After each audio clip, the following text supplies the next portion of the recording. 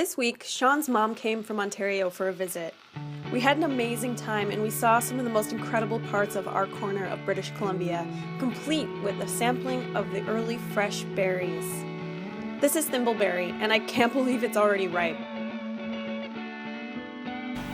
Was it good? Yummy. If you're lucky enough to find some, the berries are the sweetest I've ever tasted. And if you find enough to make jam or fruit leather, you won't even need sugar. The leaves are covered with a fine fuzz, and they have 5 points, kinda like a maple leaf. They can be used medicinally just like raspberry leaves. Coming in a future episode. The fruit is really soft. It's kind of too soft to be commercially farmed and shipped, but It tastes like fruit roll-up. it's the best trail snack I've ever had. We were so busy having fun that I didn't have much time to think about what to gather, until I looked down. This is purslane. You've likely seen it growing in the cracks of your driveway or your sidewalk, or maybe in the produce aisle of Whole Foods. It's a low-growing, hardy summer succulent that grows really well in full sun just about everywhere. The leaves are waxy and kind of pill-shaped, and the stem is red and kind of looks like a water pipe. Though in North America it's considered a weed, in other parts of the world, like Greece, purslane is highly valued and cultivated as a staple crop. The whole plant is edible and so good for you. It's a good source of a lot of vitamins and minerals, and the best source of omega-3s you can find. Best of all, it's free and ubiquitous. Purslane does contain oxalic acid, which can give it a somewhat tart bite, and that can cause problems if you're pregnant, have a compromised immune system, or prone to urinary problems, so best to forego eating it if any of that applies to you.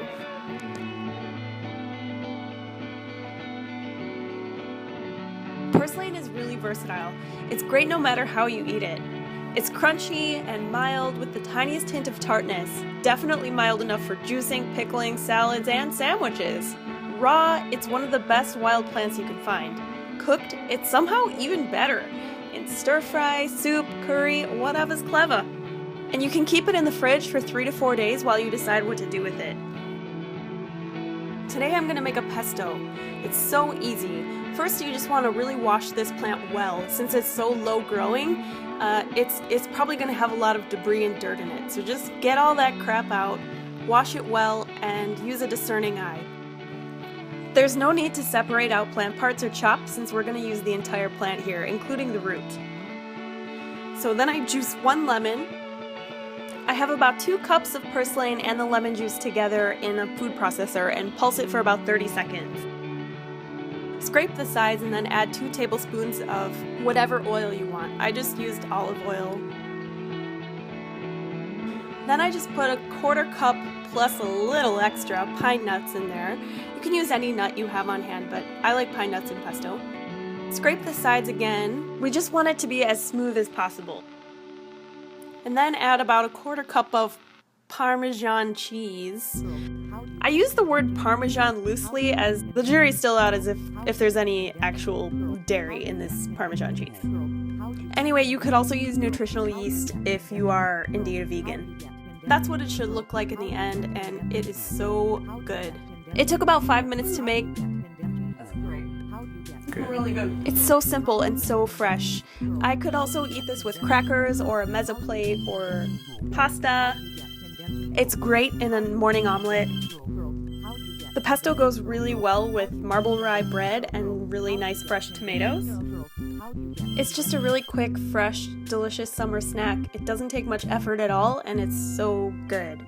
Especially on a hot summer day that we don't feel like cooking. I'm definitely a crowd pleaser. Purslane is also surprisingly easy to grow. All you need to do is dig up a plant you see outside, plant it in some soil, and put it in full sun. It'll grow like a weed. I'll let myself out. And thank you for joining us, and I hope we'll see you next week for our next plant. In the meantime, happy foraging. Girls, how do you get in them jeans?